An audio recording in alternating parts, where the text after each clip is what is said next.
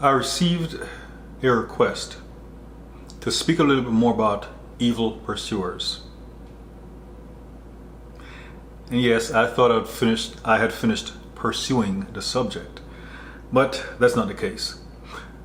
In the previous message, I kind of spoke about the ending for, well, what are evil pursuers and what the ending is for them.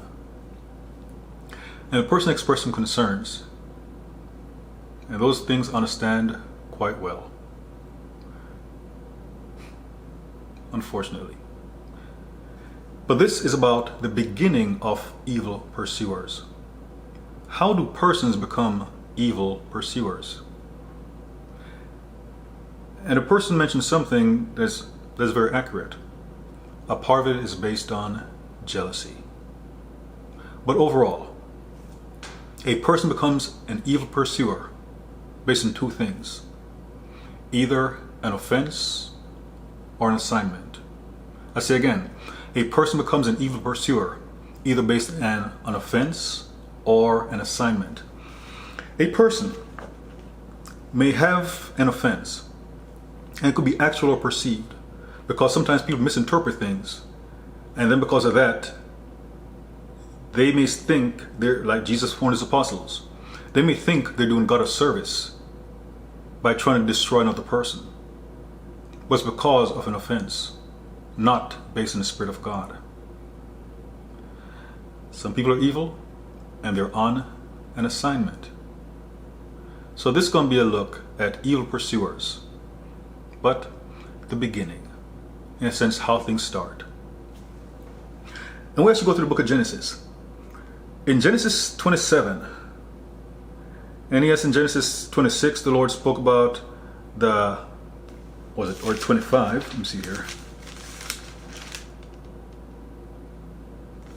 Yes, in Genesis 25, the Lord told Rebecca that she was having issues with her pregnancy because there are two nations, or two children, wrestling in her womb. And about the older would serve the younger. But in Genesis 27, Rebecca overheard Isaac telling Esau to get some wild game, make some stew for him, and he was going to confer the Father's blessing upon him. But Rebecca conspired with Jacob to steal the blessing that Esau was going to give to his beloved son, or Isaac was going to give to his beloved son, Esau. And when Esau found out, in Genesis 27 verse 41, so Esau bore a grudge against Jacob because of the blessing with which his father had blessed him. And Esau said to himself, the days of mourning for my father are near, then I will kill my brother Jacob. Scripture tells us that when we make a vow to keep it, but that's a vow to the Lord. If you make a vow to the devil, you can break it. For example, Isaiah 28:18 speaks about a covenant with death and hell being disannulled, shall not stand. So you can always break a covenant with the devil, form it with the Lord. But what he did is what is referred to as an inner vow. He said to himself he was going to kill Jacob. Was Jacob wrong for stealing his blessing? Yes. Was it a bad move, all the stuff that Jacob did to deceive his father? And yes, with the help of his mother? Was it bad? Yes.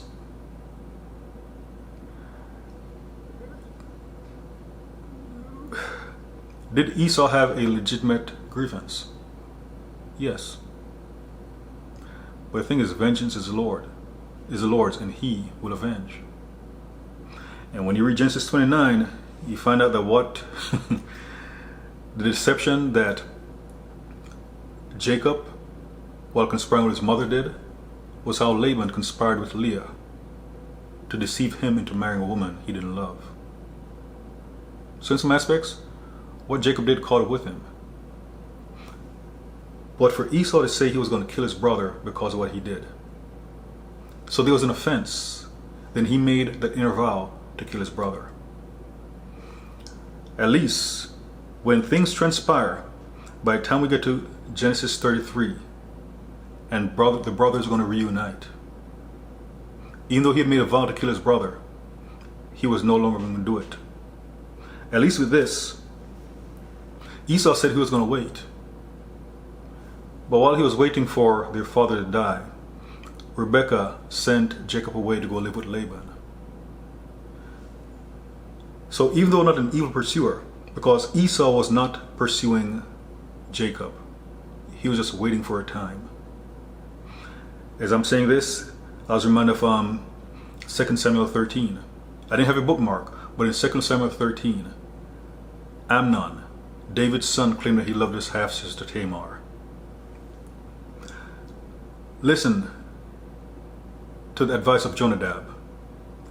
End up raping his half-sister Tamar. When her brother Absalom found out, he told her, don't worry about it. But 2 years later, he set up Amnon to get killed. So even though the time had passed, he knew what he was going to do from the day that Amnon sinned against his sister. So you didn't hear the words like making a vow that he was going to pay Amnon back. And what Amnon did was wrong. So it's like in both cases, with Esau and Absalom, it's not that they pursued, they just simply waited for an opportune time. Even Satan, the evilest pursuer of them all. In Luke 4, verses 1 through 13, in verse 13, when he tried tempting Jesus, the Bible lets us know that he departed from the Lord and waited for an opportune time. Kind of like how snakes, they'll get in a camouflage position and they'll just wait for passing prey and they'll strike. So we see an offense, and what Jacob did was indeed offensive. At least with Esau, he didn't pursue. And at least with Esau, when he had opportunity years later to kill his brother, he had forgiven him. Because also, what Isaac had said in verse 39 and 40. Then Isaac his father answered and said to him, Behold, away from the fertility of the earth shall be your dwelling, and away from the dew of heaven from above. By your sword you shall live, and your brother you shall serve. But it shall come about when thou become restless, that thou wilt break his yoke from your neck. In the first part of this message, I spoke about how a friend of mine shared the trailer for the movie Emancipation. I plan on watching it. I haven't watched it yet. And even the last video that I posted about pursuers, there's a photograph of Will Smith with a fetter around his neck. Because when you hear the term chains and fetters, the fetters are the iron device placed around a body part where the chains are attached to, kind of like a handcuff. So he had a fetter around his neck, having that yoke around the neck. And the evil pursuers, it's like either trying to put chains and fetters on you, or it's like you already have the fetters. And some of this stuff is taking place spiritually. It's like you already have the fetters on and they're trying to put chains on. When I read Revelation 20, and it says an angel binds Satan for 1,000 years, binds him in chains. I wonder, does Satan already have the fetters on to say the angel of trouble? In 2 Peter 2 and also in Jude, it speaks about angels who are bound in chains, those who left their place and took the daughters of men as wives. They're bound in chains and fetters. So for some evil pursuers, they're trying to bind people in chains and fetters, to include spiritually. Because for some people, you have had dreams, and in dreams you found yourself in chains, in fetters, in a prison, because others are using witchcraft against you. And the dreams are just showing this. But again, with an evil pursuer, how it starts, either an offense or an assignment. And here we see that Jacob did something that caused an offense in his brother Esau. Another example of an offense, because the offense doesn't always come from a person.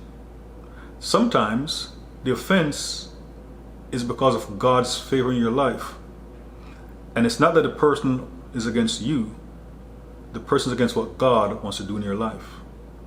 Again, based on an offense or an assignment. In Genesis 4, and I'll read from verses 1 through 8. Now the man had relations with his wife Eve, and she conceived and gave birth to Cain. And she said, I have gotten a man-child with the help of the Lord. Again she gave birth to his brother Abel, and Abel was a keeper of flocks, but Cain was a tiller of the ground. So it came about in course of time that Cain brought an offering to the Lord of the fruit of the ground. Abel on his part also brought of the firstlings of his flock, and of their fat portions. And the Lord had regard for Abel and for his offering. But for Cain and for his offering, he had no regard. So we see the offense. And the offense here wasn't really with his brother. It was with God. So Cain became very angry. Again, the offense, anger, jealousy. And his countenance fell.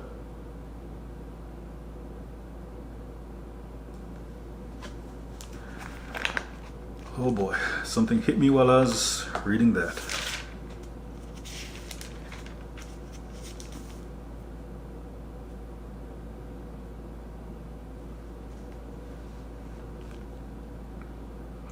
In Galatians 5, I'll start in verse 16. But I say, walk by the Spirit, and you will not carry out the desire of the flesh. For the flesh sets its desire against the Spirit, and the Spirit against the flesh. For these are in opposition to one another, so that you may not do the things that you please. But if you are led by the Spirit, you are not under the law. And in Romans 8:14, it lets us know, those who are led by the Spirit of God are the sons of God.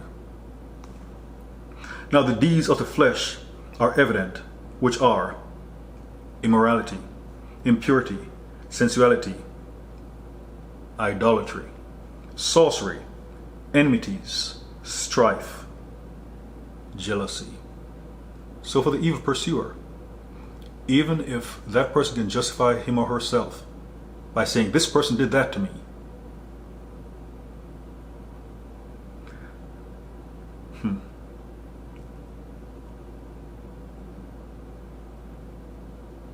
And by the way, where it speaks about idolatry, sorcery, enmities, strife, and jealousy, outbursts of anger, disputes, dissension, where it says sorcery, a lot of times people resort to sorcery because of their own idolatry.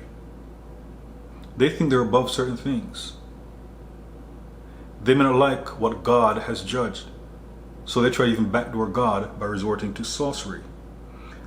And sometimes what they're using sorcery to get is an idol of their heart, which factors into the idolatry. With their sorceries, they stir up strife. The sorcery may be based on jealousy. So these things, so they get stirred up in the cauldron. The cauldron of the heart.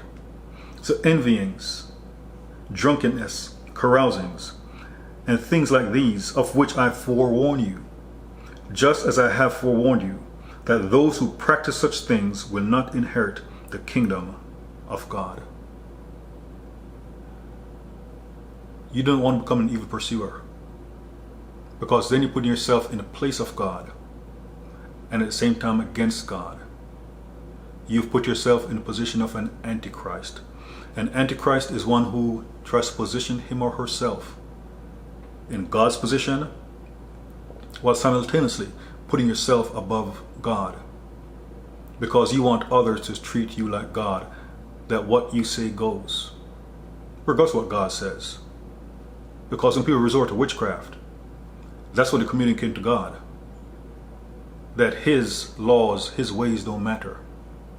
That are going to try to get what they want by any means necessary.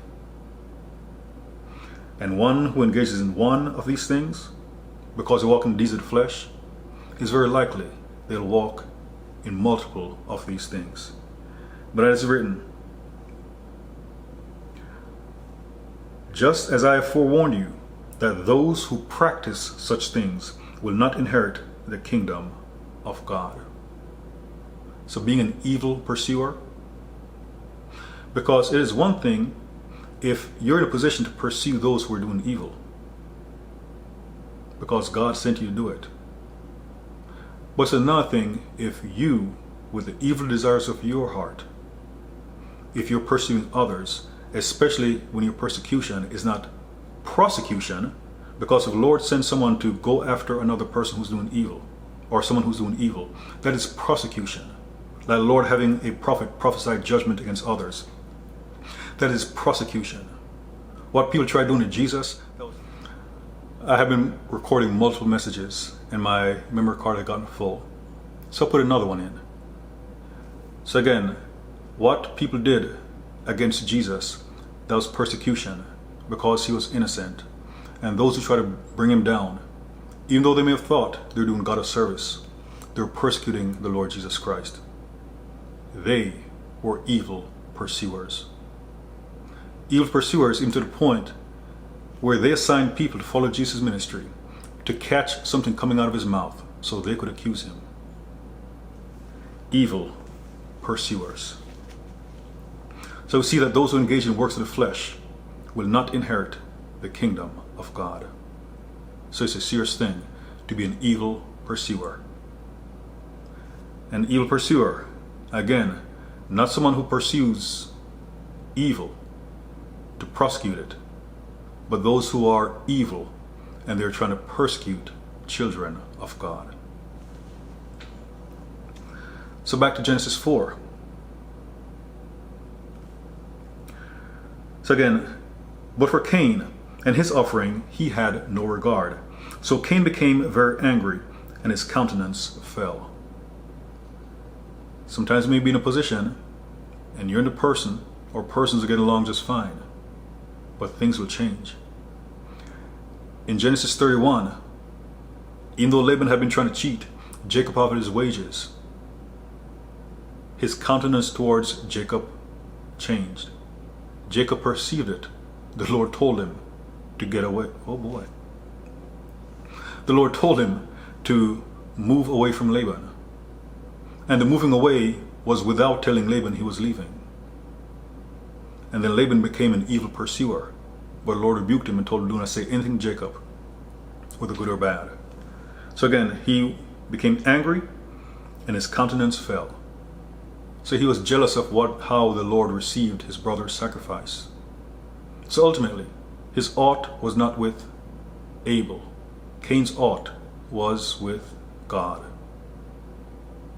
So we see an offense causing anger, causing jealousy, causing strife. Then the Lord said to Cain, why are you angry? And why has your countenance fallen? If you do well, will not your countenance be lifted up? And if you do not do well, sin is crouching at the door, and its desires for you, but you must master it. So we see the Lord still having compassion on Cain. It's not like he hated Cain, but he told him if you do well, basically it will well for you. Let him know the way he treated Abel on the circumstances. It's kind of like, don't take it personally. The Lord didn't have to say anything to him, but the Lord lovingly warned him.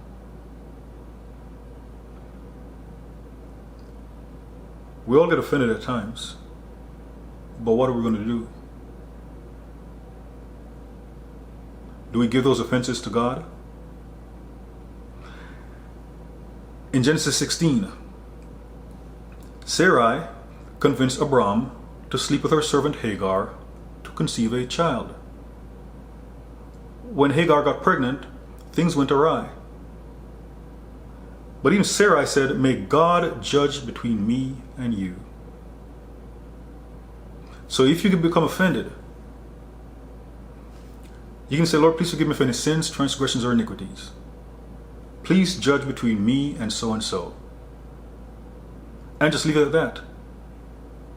But if you try playing God, then you take the offense as your excuse to do anything you please, to include oppose God himself, thereby putting you at enmity with God.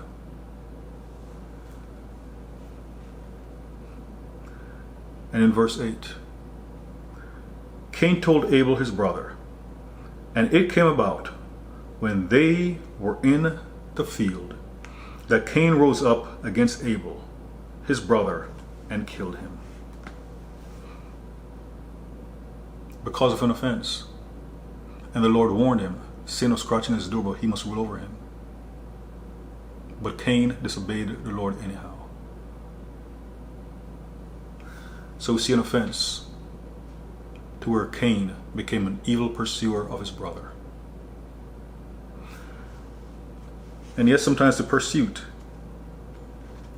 is an actual pursuit where one person is running away from the other, and not necessarily out of cowardice, but is running away from the other for the sake of peace. So speaking about the offense, in 1 Samuel 17, a 9'6" tall giant named Goliath from Gath was among the Philistines, and he was taunting the army of Israel for them to send a warrior to face him in a winner-takes-all match. For 40 days, the men in the army of Israel were cowering. David showed up. He accepted the challenge, killed Goliath, became a hero to all Israel.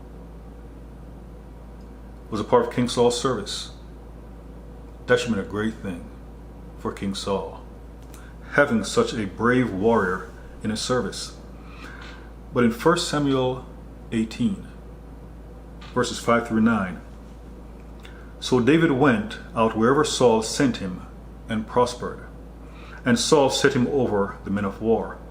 And it was pleasing in the sight of all the people, and also in the sight of Saul's servants. So we see people approving of David. And yes, this was after the Lord had told Saul twice through Samuel the seer that he had rejected him as king, but he still kept in position, and that he was going to select someone, a man after his own heart, to replace Saul as king one day. And yes, the man would be David. But David is serving Saul faithfully. Even though he had been anointed king, he wasn't trying to kill Saul. He wasn't trying to cut him down. David was content waiting his turn, serving King Saul. He was in no rush to become king. David wasn't starting any strife. In fact, at the end of 1 Samuel 16, an evil spirit from the Lord was tormenting Saul, and they called for a musician to play a musical instrument to help relieve Saul of the torments. The man was David. So David was very beneficial to Saul, playing music to relieve him of the torments from evil spirit, serving his army to take care of Saul's and Israel's enemies. David was an asset to Saul. In verse 6, it happened as they were coming, when David returned from killing the Philistine, that the women came out of all the cities of Israel, singing and dancing, to meet King Saul with tambourines, with joy, and with musical instruments. The women sang as they played and said, Saul has slain his thousands. Oh, hail to the king. Oh, there's more to the song. Saul has slain his thousands, and David his 10,000s. Then Saul became very angry. So the offense, Saul killed his thousands, David his 10,000s. Then Saul became very angry. Scripture tells us, be angry, but sin not. Do not let the sun go down in your wrath, lest you give place to the devil. So being angry, Jesus turned over tables, but he didn't sin. So if you get angry, be angry, but sin not. Do not let the sun go down in your wrath. because if you keep things brewing, keep things stewing, then you're going to start telling yourself or allow room for the enemy to start speaking to you about vengeance and to justify your actions. So again, the women sang as they played and said, Saul has slain his thousands and David his 10,000s. And by the way, what they're saying, if not necessarily factual at the time, it was prophetic. Because David would take care of more people in terms of clearing out the promised land than Saul ever did. So then Saul became very angry, for this saying displeased him. And he said, they have ascribed to David 10,000s, but to me they have ascribed thousands. By the way, who was the king? Saul was. So what if one of his men killed 10,000s? He's part of Saul's army. He's a subordinate. So you can look at it, Saul was jealous of someone who was supposed to be beneath him. Kind of like some people are pursuing a warfare that should be beneath them. Now, what more can they have but the kingdom? Whose kingdom was it? It was God's kingdom. God made Saul king. And as it is written in Daniel 2, he's the one who raises up kings and pulls them down. God is the one who had Samuel anoint Saul as king. He also had Samuel tell him that he would no longer be king. And his lineage would be cut off from being kings. So God was making a decision. So this self-exaltment. Saul looked at David with suspicion from that day on. So the offense, Saul has killed his thousands and David his 10,000s. Not only did Saul look at David with suspicion from that day on, Saul then tried actively trying to kill David. When David fled, it's not that he was afraid of Saul, as if they were to fight that Saul could beat him. David, the Lord's anointed, who killed Goliath, he ran away from Saul to maintain peace. David even prophesied about how Saul would die because the Lord would take care of him. But Saul kept on being an evil pursuer. And we could even go back, you can say forensically. Saul's pride had something to do with this. Where the Lord gave him assignments to do, he didn't do it in accordance with the word of the Lord. He stopped following the Lord wholeheartedly. But David, a man who was following the Lord. And as I was saying that, there's some people, like you may have heard in churches, some people talking about someone with an Absalom spirit. Oh, this person's causing rebellion in the church. But even the story of Absalom, it's not that Absalom was rebellious. It's that David didn't do what he needed or should have done as a father whose daughter was sexually assaulted by his son Amnon. That's how Absalom rose up. In addition, Absalom rising up against David was a part of the Lord's judgment against him. So sometimes ministers are complaining about rebellion in their ministries or churches and calling people having an Absalom spirit. Absalom rose up in the house of David. One, because it was judgment against David for his sins. And two, it was because David didn't do what he should have done to render justice. So if you want to point finger about people being like an Absalom, they may be pointing fingers at themselves. Because like, what did you do or fail to do to create the conditions for a quote-unquote Absalom to arise? So we see Saul being jealous. And again with Saul, his jealousy could also be rooted in that David was walking faithfully with the Lord, but he was not. And David became a mirror in which Saul could look into and see himself and his shortcomings. Because sometimes people become evil pursuers, and what they're saying is the offense isn't truly what's at the heart of the matter. And they will do anything They will try to steal, to kill, and to destroy those whom they're pursuing. So if the Lord is showing you stuff in dreams, don't take those stuff or things lightly. And it's not that you should be afraid, but don't take those things lightly. If the Lord shows you something in a dream or a vision, in a sense, all you have to do is just keep your distance from what the person or persons he showed you and give it time. And you see a manifestation that those people are actually up to those things. Keep your distance.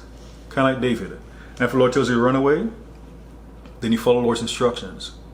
And even though it may make you look like a coward, you're not running away from the person. Look at it this way. You're running away so that when the Lord's judgment comes upon a person, you won't be anywhere close. One, no one will be able to blame you for how the person falls.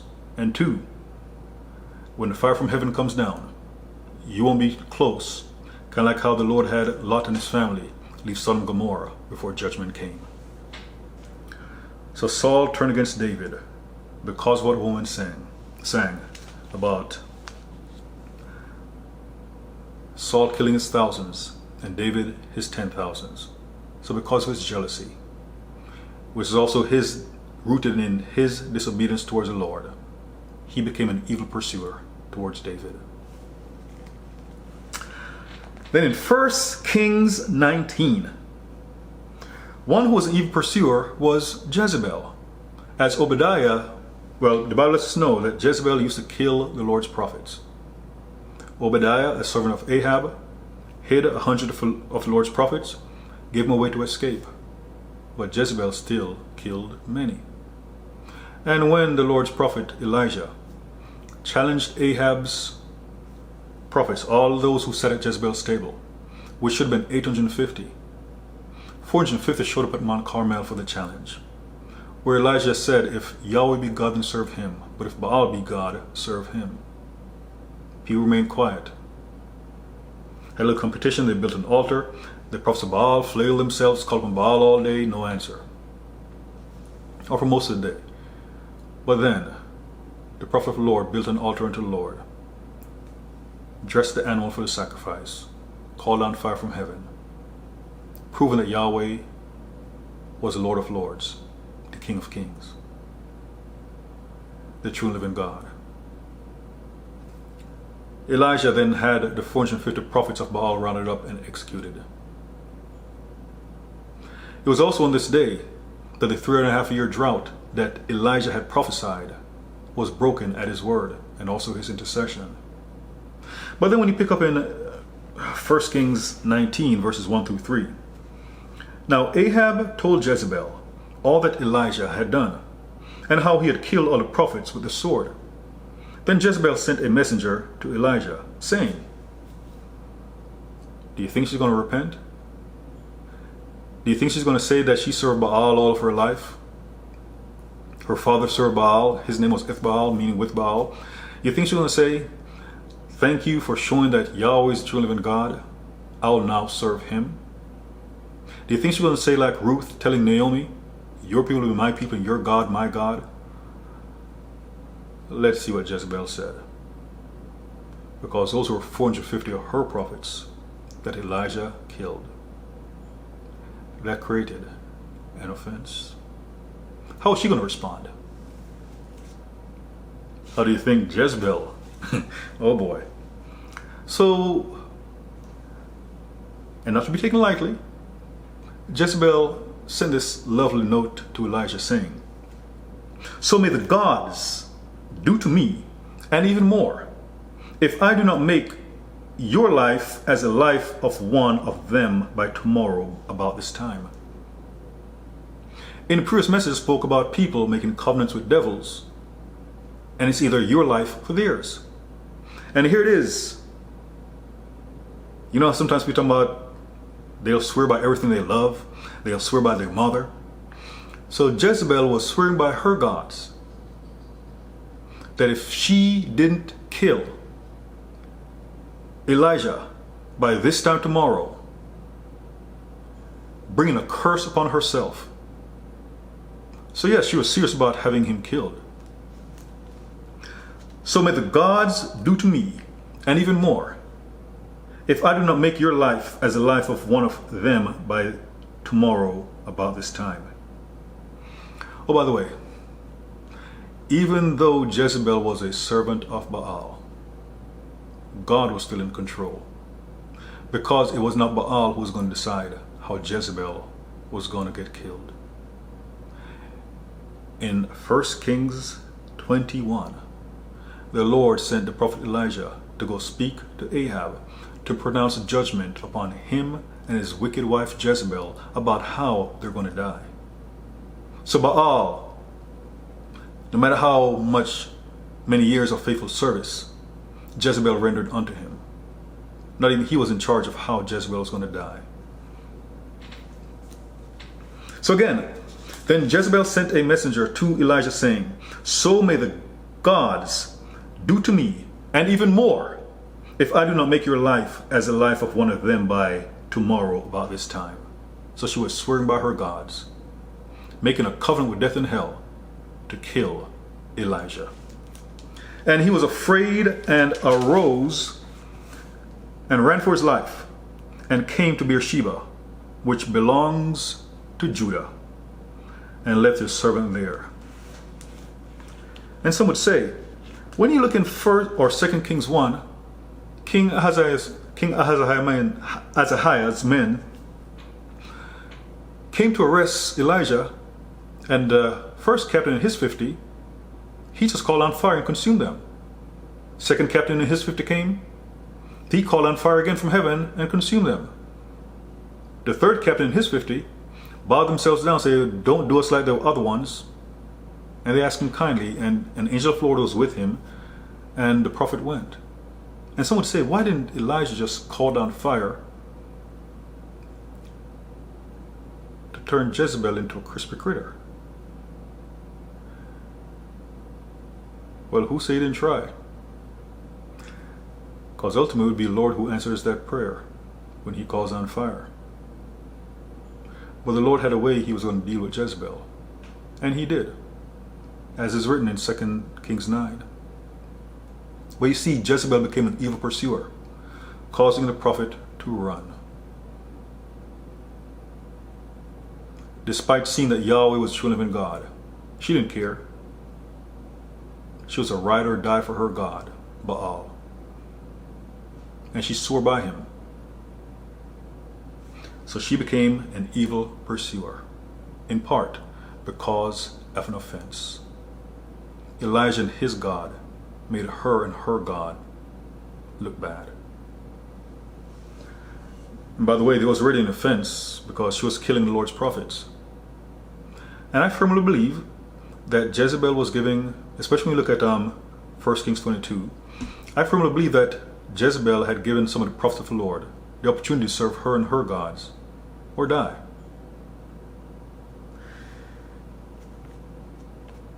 So Jezebel threatened Elijah's life because of an offense.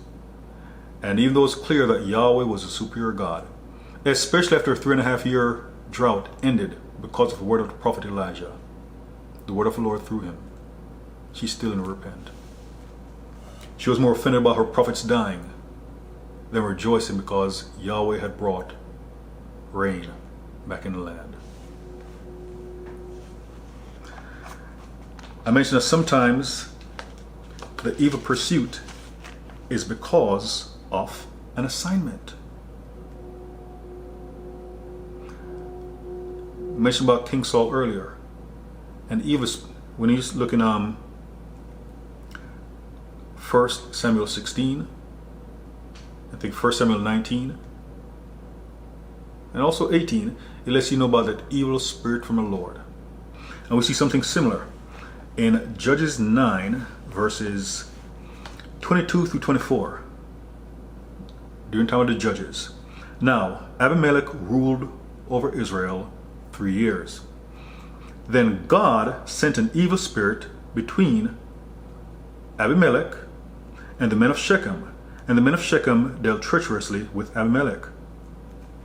So that the violence done to the 70 sons of Jerubbaal, Gideon, might come, that their blood might be laid on Abimelech, their brother, who killed them,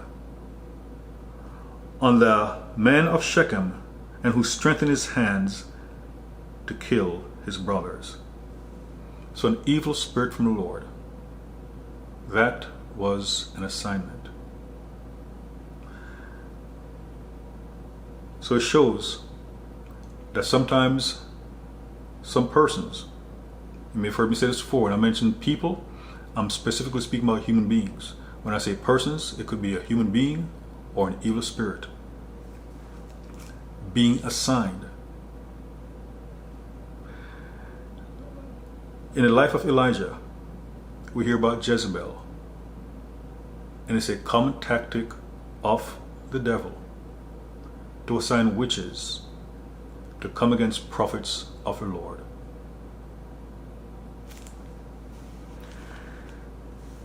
And like in sports, such as football, otherwise known as soccer, or American football,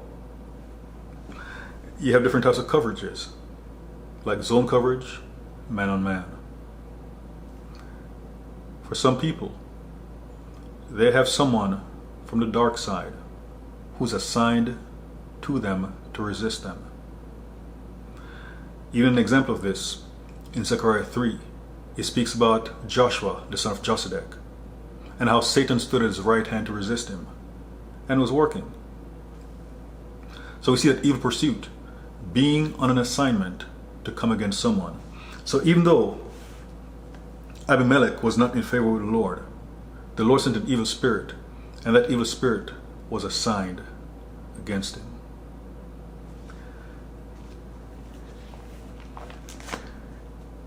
You may have heard me share part of my testimony, how I went to a church in 2018, and a minister looked at me,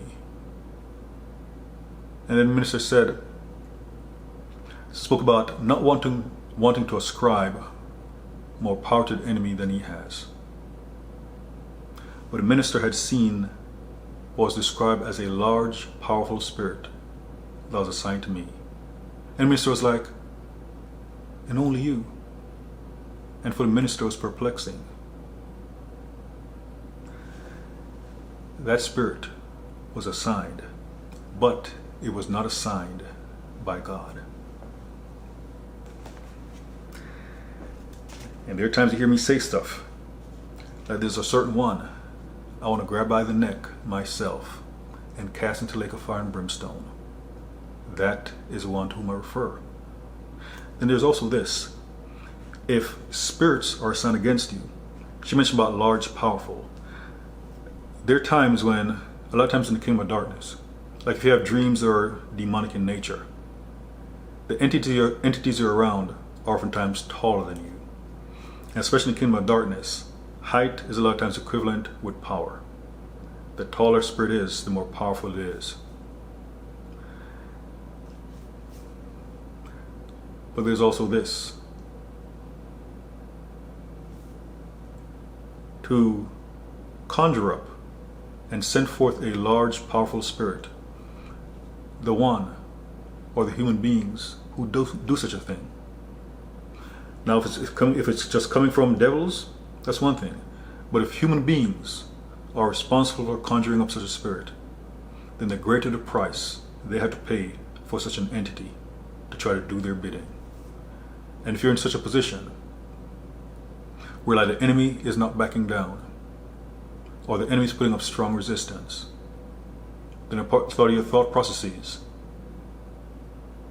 Not that you have to even ask the Lord, but you know, for this person or those persons to conjure up such a demon against me, it must have cost them a lot. Maybe they put children, grandchildren, great-grandchildren on an altar.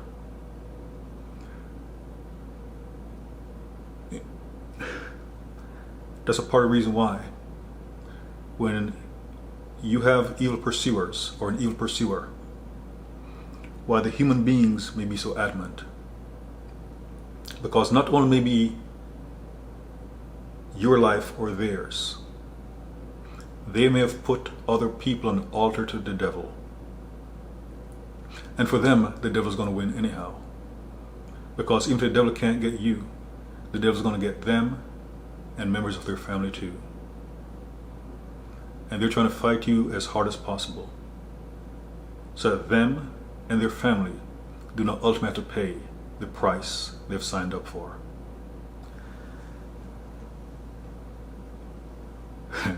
The word is written about, do not despise small beginnings. For individuals who become evil pursuers, it oftentimes starts small. We're like Cain. They had the opportunity to let go of the offense. It wasn't worth. Something is offensive, it was embarrassing, whatever the case may be. It's kind of like, just let it go. When they get to the point, it's like, no, I'm not going to let this go, and so must pay. They start rebelling against God. Oh gosh.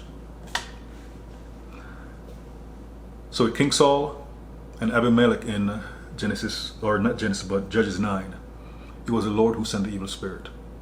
But also shows how some people may try to send an evil spirit. The Apostle Paul on two occasions spoke about handing people over to Satan, like for the destruction of their flesh, so that they'll be saved, or so that they'll learn not to blaspheme. Sometimes an evil pursuer comes from a minister who's operating in an offense, and they abuse their God-given authority. And they try to do something that God didn't tell them to do. And what they end up doing was doing things on the dark side by using the name of God, and they become an evil pursuer. But as they have done, so shall it be done unto them.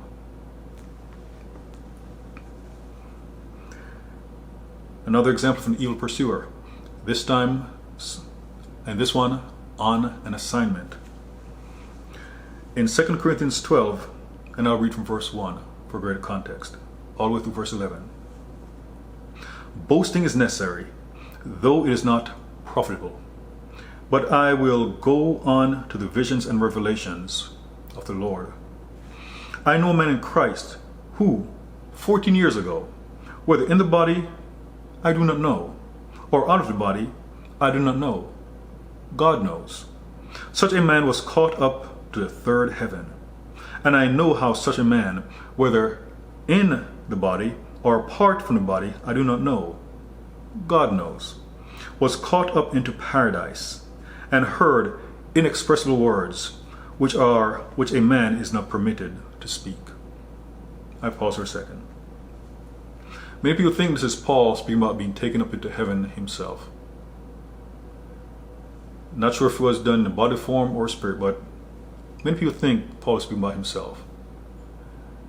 And because of the things he saw in heaven, there were a bunch of revelations. I've said many times, some people look at this and say, well, if someone has had an experience where the Lord actually took them to heaven, they're not allowed to speak what they saw. So now hold up. In Isaiah 6, didn't prophet spoke about what he saw in heaven with the train of the Lord filling the heavens? He was able to speak about those things. In 1 Kings 22, Micaiah spoke about seeing in heaven and how the Father had spirits around him, speaking about how they're going to lead Ahab to his destruction. In the book of Acts, Stephen, when he was being stoned, he looked up into heaven and saw Jesus standing at the right hand of the Father. He spoke that thing. The book of Revelation, John spoke about things that he saw in heaven. It wasn't unlawful. Now there are things that he was told not to write. That's different. Same thing with Daniel. There were things he was told not to write, or better not to write because those things were sealed. So a little bit of a sidetrack. But in this case, the person seeing things was not allowed to speak. On behalf of such a man, I will boast. But on my own behalf, I will not boast, except in regard to my weaknesses. For if I do wish to boast, I'll not be foolish about it. For I'll be speaking to the truth. for I'll be speaking the truth. But I refrain from this, so that no one will credit me with more than he sees in me or hears from me. As I was reading this, I was reminded of something that I heard earlier this year in 2022. I thought someone was saying some things, and the person was being either borderline hyperbolic or was just flat out lying. And someone said, "Stop lying about that." And the person was offended about being called out for the wrongdoing. That offense, it cost him stuff. Now the person could have called the person out or could have told the transgressor privately, "Stop doing those things." But it matter, the truth is the truth. But the offense caused issues. Continue verse 7. Because of the surpassing greatness of the revelations, for this reason, to keep me from exalting myself, there was given me a thorn in the flesh, a messenger of Satan to torment me, to keep me from exalting myself. Concerning this, I implored the Lord 3 times that it might leave me. And he has said to me, "My grace is sufficient for you, for power is perfected in weakness. Most gladly, therefore, I will rather boast about my weaknesses, so that the power of Christ may dwell in me. Therefore, I am well content with weaknesses, with insults, with distresses, with persecutions, for difficulties for Christ's sake. For when I am weak, then I am strong." I pause for a second. I mentioned a while ago about someone being insulted because he was called out for publicly lying. So rather than being insulted about lying, the insult was about being called out for looking bad.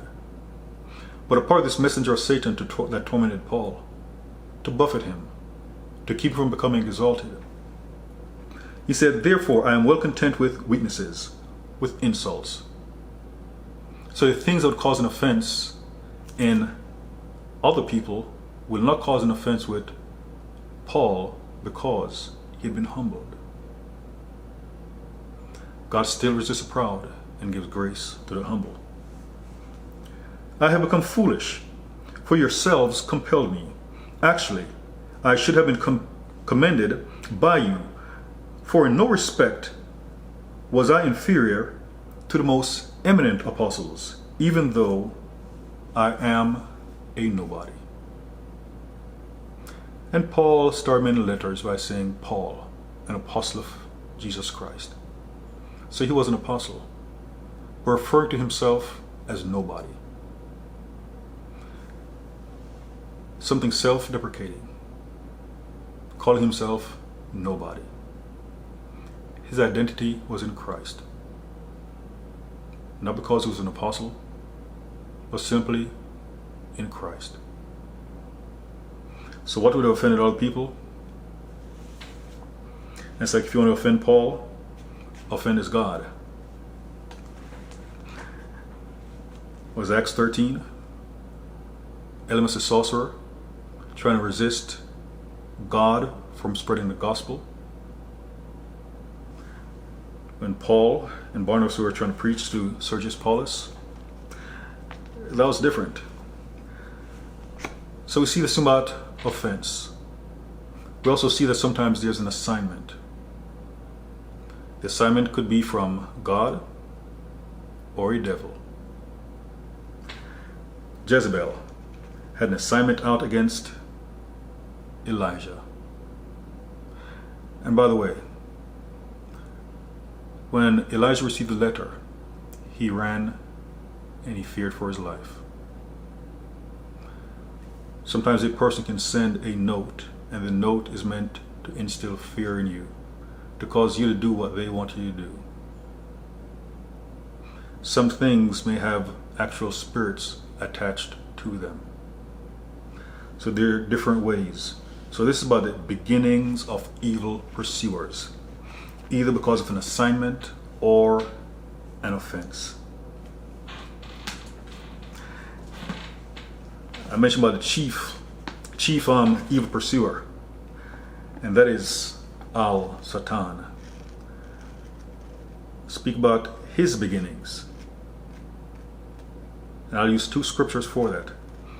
The first is Isaiah 14, but for this one I'll read from the King James Version because I like how it sounds. In Isaiah 14, starting verse 12 through 20. How art thou fallen from heaven, O Lucifer? Son of the morning, how art thou cut down to the ground, which didst weaken the nations? For thou hast said in thine heart, I'll ascend into heaven, I'll exalt my throne above the stars of God. So we see this heart condition, pride.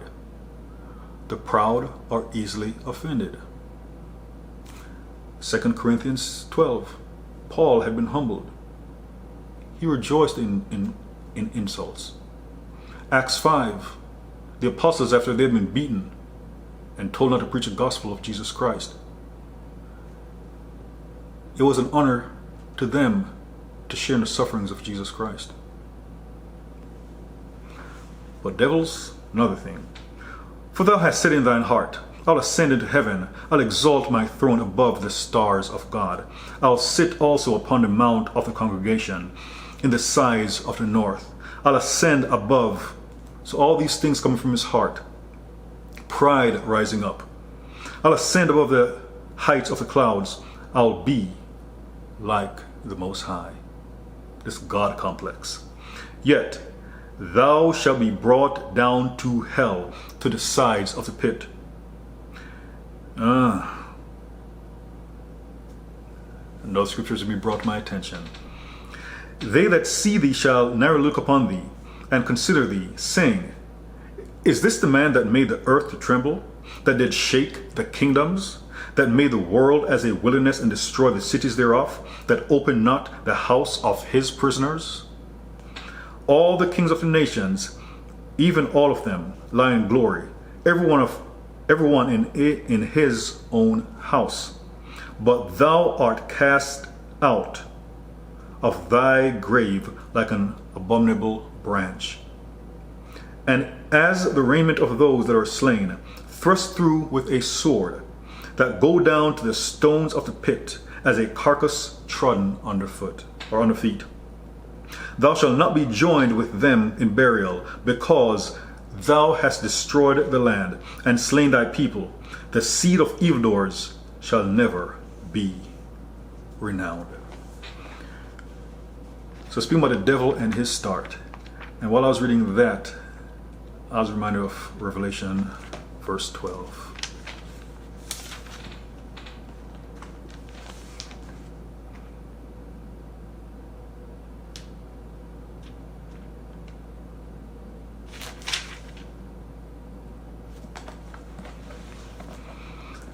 Start verse 7.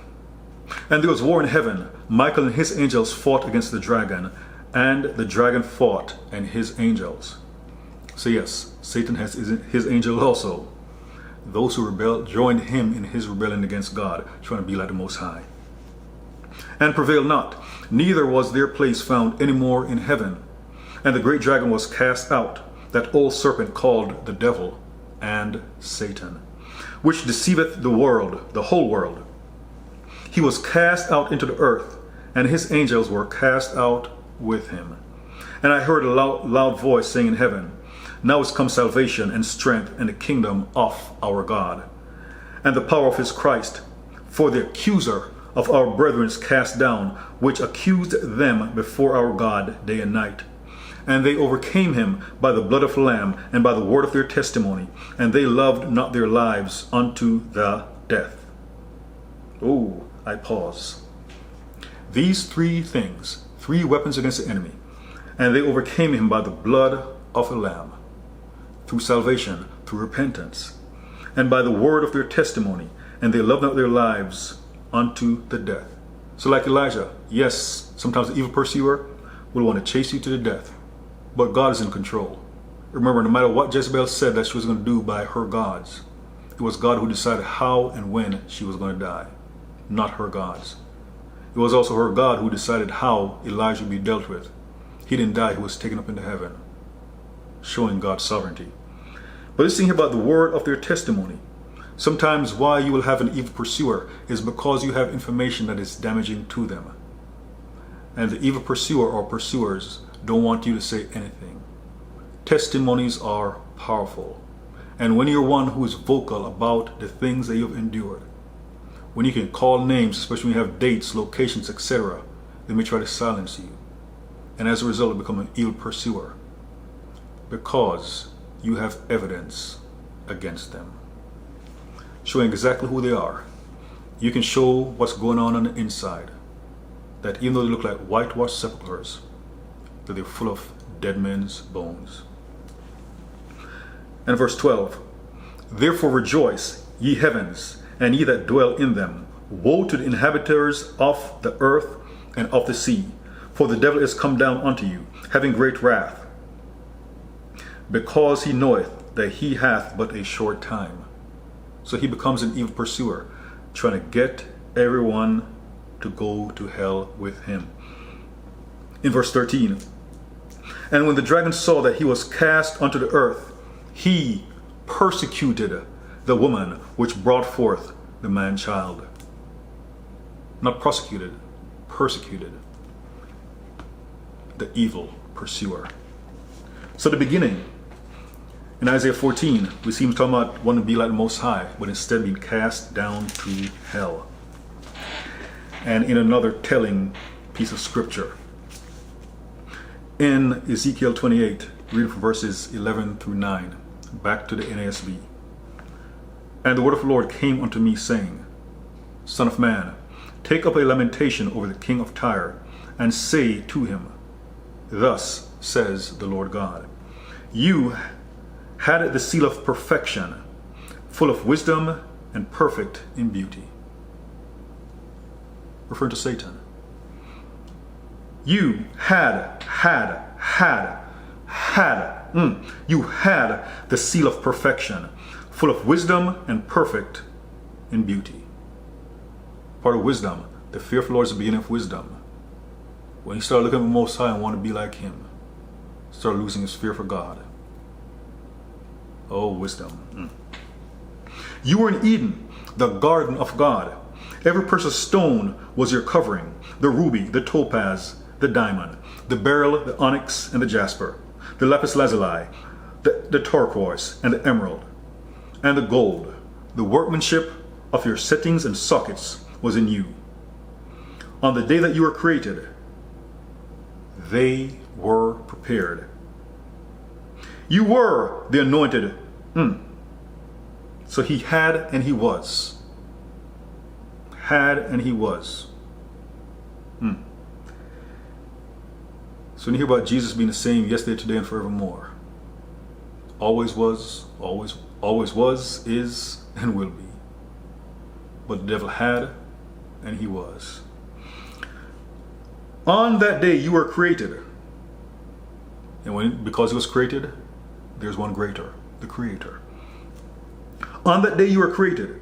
They were prepared. You were the anointed. You were the anointed cherub who covers. And I placed you there. God did. You were on the holy mountain of God. Again, You walked in the midst of the stones of fire. You were blameless in your ways. From the day you were created until unrighteousness was found in. How could he have been perfect, but unrighteousness was found in him? Even back to the Garden of Eden, where the Lord told Adam and Eve, do not eat from the tree of knowledge of good and evil. See, they had a choice. Now the devil persuaded Eve to make a choice towards the tree of knowledge of good and evil. The devil also had a choice. When he started looking at God, started thinking that he could be like Most High. He too could have taken those thoughts captive and cast them down. He was blameless. You were blameless in your ways from the day you were created. So what he did is not God's fault. until unrighteousness was found in you. By the abundance of your trade, you were internally filled with violence, and you sinned. Therefore, I have cast you as profane from the mountain of God. And I have destroyed you, O covering cherub. And I have destroyed you, O covering cherub. From the midst of the stones of fire, your heart was lifted up because of your beauty. You corrupted your wisdom by the reason of your splendor. I cast you to the ground. I put you before kings, that they may say, by the multitudes of your iniquities, in the unrighteousness of your trade, you profaned your sanctuaries. Therefore I have brought fire from the midst of you. It has consumed you. Also the evil pursuers, their works, it is consuming them in a lot of ways. Like David. David wasn't thinking about Saul. It was Saul who was thinking about David. David simply wanted Saul to leave him alone. But Saul's obsession for David was consuming him, eating him from within like a cancer. The obsession from within. So again, back to verse 18. By the multitude of your iniquities, in the unrighteousness of your trade, you profaned your sanctuaries. Therefore I have brought fire from the midst of you. It has consumed you. And I turned you into ashes on the earth, in the eyes of all who see you. All who know you among the peoples are appalled at you. You have become terrified, and you will cease to be forever. So in the previous message, I spoke about these evil pursuers, how it ends for them. The choices are simple: repent or perish. Some cannot repent, so they're going to perish. They will die in their sins. And the fire, Jesus said hell was created for the devil and his angels. When was hell created? It was created for the devil and his angels. He had to sin first. And even with hell, the big concern is really the lake of fire and brimstone. Hell is like a supermax correctional facility. Whereas Jesus said he was going to go to heaven and prepare many rooms or many mansions. There are many rooms prepared in hell for the children of disobedience. But it's the lake of fire and brimstone,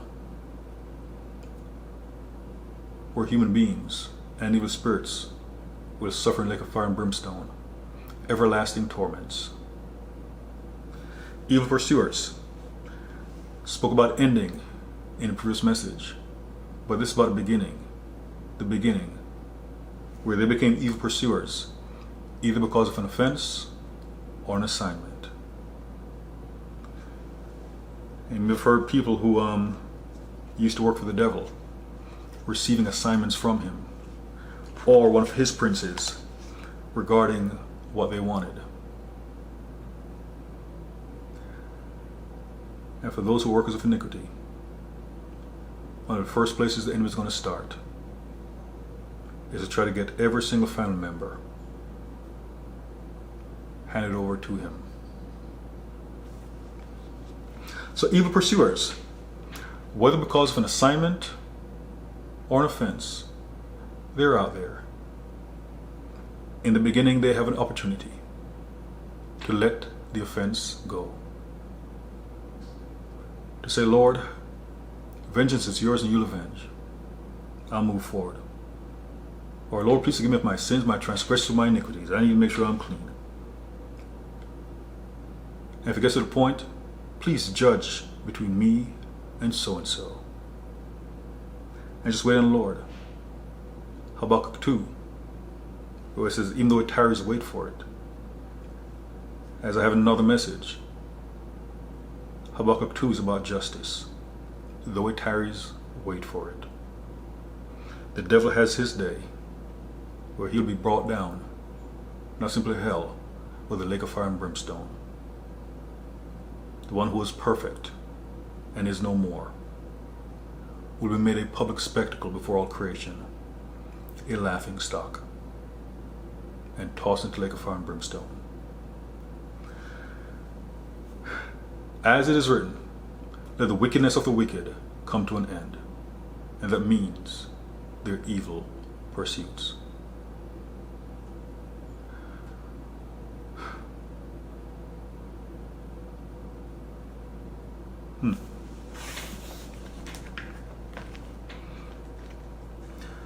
Something else was brought to my recollection, for which I thank the Lord.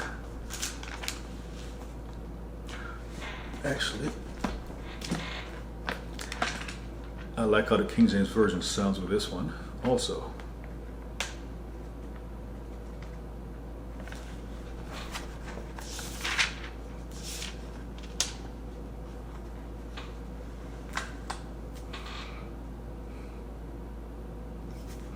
In 1 Peter 4, start verse 12. This is also something that's to the condemnation of an evil pursuer. Because you as a child of God, you're a temple of the Holy Spirit. You as a child of God, you're in His hand and no one can pluck you out. In 1 Peter 4, start verse 12. Beloved, think it not strange concerning the fire trial, which is to try you, as though some strange thing happened unto you. But rejoice, inasmuch as ye are partakers of Christ's sufferings, that, when His glory shall be revealed, ye may be glad also with exceeding joy. If ye be reproached for the name of Christ, happy are ye. For the Spirit of glory and of God resteth upon you. For their part, He is evil spoken of, but on your part, He is glorified. So when anyone's trying to come against you, and you're walking upright with the Lord, ultimately, they're pointing to the Lord. They're going to blaspheme Him. And when it comes to blaspheming the Holy Spirit, oh, remember what Jesus said about that one. So if you've been persecuted, that's a good thing. But let none of you suffer as a murderer, or as a thief, or as an evildoer, like an evil pursuer. So again, but let none of you suffer as a murderer, or as a thief, or as an evildoer, or as a busybody in other men's matters. Again, with David, he wasn't trying to worry about what's going on with Saul. It was Saul who was persecuting him. Being a busybody in other men's matters. Rather than minding his own business, Saul is trying to get into the Lord's business for David. So again, but let none of you suffer as a murderer, or as a thief, or as an evildoer, or as a busybody in other men's matters. Yet, if any man suffer as a Christian, let him not be ashamed, no matter what it is, but let him glorify God on this behalf. For the time is come that judgment must begin at the house of God. So when those who are persecuting you are coming after you, you're already in the house of God. And since judgment begins in the house of God, how convenient is it for them to run right into the Lord's trap by trying to come after you? So again, for the time is come that judgment must begin at the house of God. And if it first begin at us, what shall the end be of them that obey not the gospel of God? And then get this. And if the righteous scarcely be saved, where shall the sinner and ungodly appear? Again, the righteous scarcely saved by the skin of our teeth. Wherefore let them that suffer according to the will of God commit the keeping of their souls to Him in well-doing, as unto a faithful Creator. So no matter what, keep on doing things for the glory of God. And God will deal with evil pursuers. And as in the previous message, spoke about the Egyptians, just couldn't let the Israelites go. They were crushed by the Red Sea. Saul couldn't stop chasing after David. The Lord cut him down in battle. The evil pursuers will have their day. Jezebel being thrown out of a building by some eunuchs, and crushed underfoot by Jehu and his men's horses. Dogs licking our blood. Evil pursuers, their pursuit will come to an end. Remain in the house of God.